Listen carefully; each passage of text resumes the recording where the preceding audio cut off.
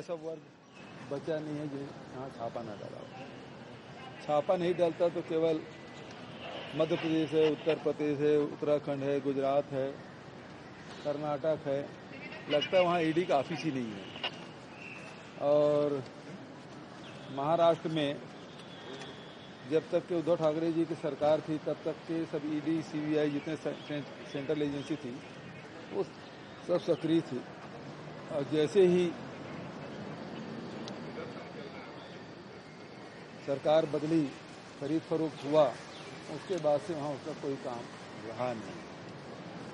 Bharatiya Janata party के प्रदेश के नेता और राष्ट्रीय नेताओं के इशारे पर ये सब किया जा रहा है। ईडी निष्पक्ष होना चाहिए। कर्नाटक में जहाँ 40% की सरकार है, जहाँ 6 करोड़ रुपए की विधायक यहाँ मिला, जिसको बेल मिल गया था, आज पता चला तो हाई कोर्ट ने उसकी बेल को खारिज कर दिया। वहाँ छापा नहीं डालते।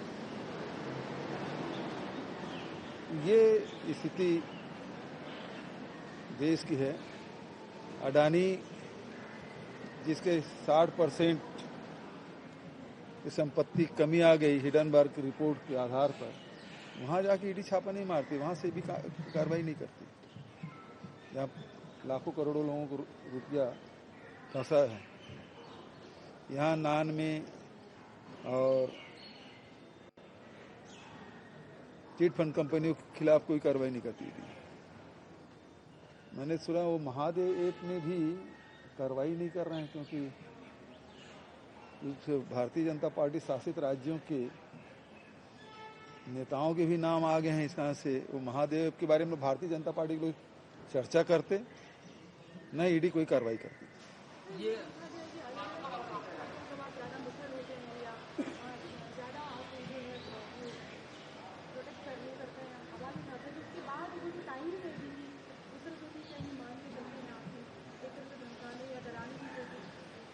अमित शाह जी के शब्दों में क्रोनोलॉजी समझिए। जैसे राहुल जी लोकसभा में बोले, यहाँ रायपुर के अधिवेशन में उन्होंने कहा, उसके बाद लोकसभा पूरी बाधित, सत्ता पक्ष द्वारा चलने नहीं दिया गया माफी मांगने के नाम से। उसके बाद गुजरात के कोर्ट में कर्नाटक के मामले में जो केस लगाया था मानहानि का, उसको गुजरात में शिकायत की गई और जो शिकायत करता वो अपने केस में हाई कोर्ट में स्टे ले लिया था। 2019 का मामला। 7 फरवरी को जैसे ही उन्होंने, राहुल जी ने ये बात कही, वो 16 फरवरी को हाई कोर्ट में खड़ा होकर स्टे विकेट करा लिया।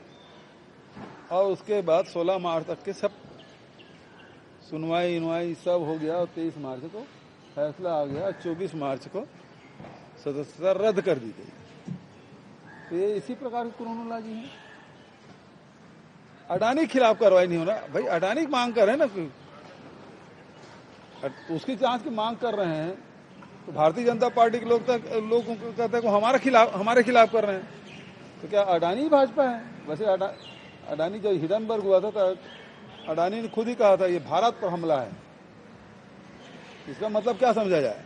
सर, ये बीजेपी आप लोग 20 क्विंटल धान खरीदने की बात जो घोषणा की है, उस पर सवाल खड़ा कर रही है। किस आधार पर सरकार कह रही है कि 20 क्विंटल धान खरीदी करेंगे, जबकि 17 क्विंटल हर प्रति एकड़ होता है।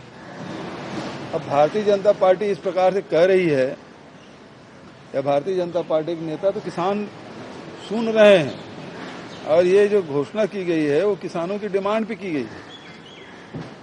हर जगह भेंट मुलाकात कार्यक्रम में गया था, चाहे वो रायगढ़ हो, महासमुंद हो, चाहे चांपा जांजगीर हो, चाहे वो कंवर्धा हो, राजनांदगांव हो, चाहे बालोद हो, सब जगह ये डिमांड की कि 20 क्विंटल खरीदा जाए। किसानों की डिमांड किया गया है। अब भारतीय जनता पार्टी तो किसान विरोधी है ही। अब इसमें वो किसानों के जेब में पैसा जाए उसको रेवड़ी कहते हैं, और इसी कारण से विरोध कर रहे हैं और इसको सबक सिखाएगी जनता। जो न्यायिक रिपोर्ट है वो पेश कर दी है और उसमें कहा गया है कि जो सुरक्षा के निर्देश से उसका पालन नहीं हुआ है और उनकी पत्नी जो है वो इस रिपोर्ट से नाखुश है।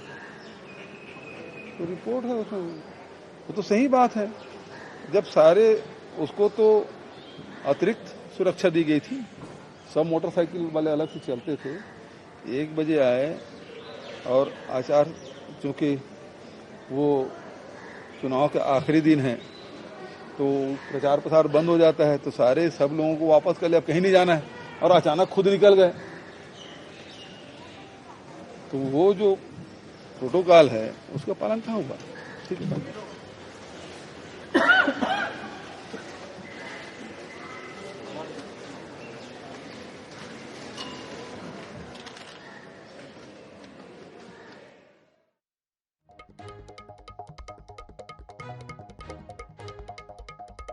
अहम मुद्दों पर बातचीत करते हुए नजर आए। सीएम भूपेश बघेल ने राहुल गांधी विवाद से लेकर अडानी मामले को लेकर कई बड़ी बातें कही।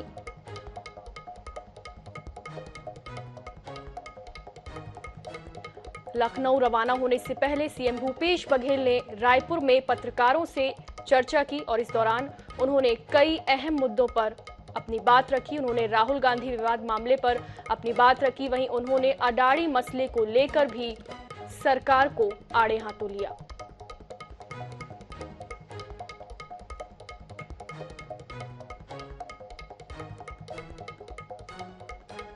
सीएम भूपेश बघेल लखनऊ रवाना होने से पहले रायपुर में पत्रकारों से बातचीत कर रहे थे और इस दौरान उन्होंने कई अहम मुद्दों पर अपनी राय रखी और इसी के साथ उन्होंने केंद्र पर जमकर निशाना साधा।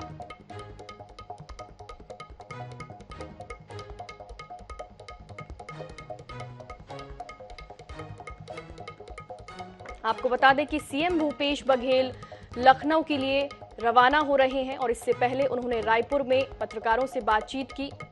सीएम भूपेश बघेल लखनऊ में प्रेस कॉन्फ्रेंस भी लेंगे और इसी के लिए सीएम भूपेश बघेल लखनऊ के लिए रवाना हो रहे हैं।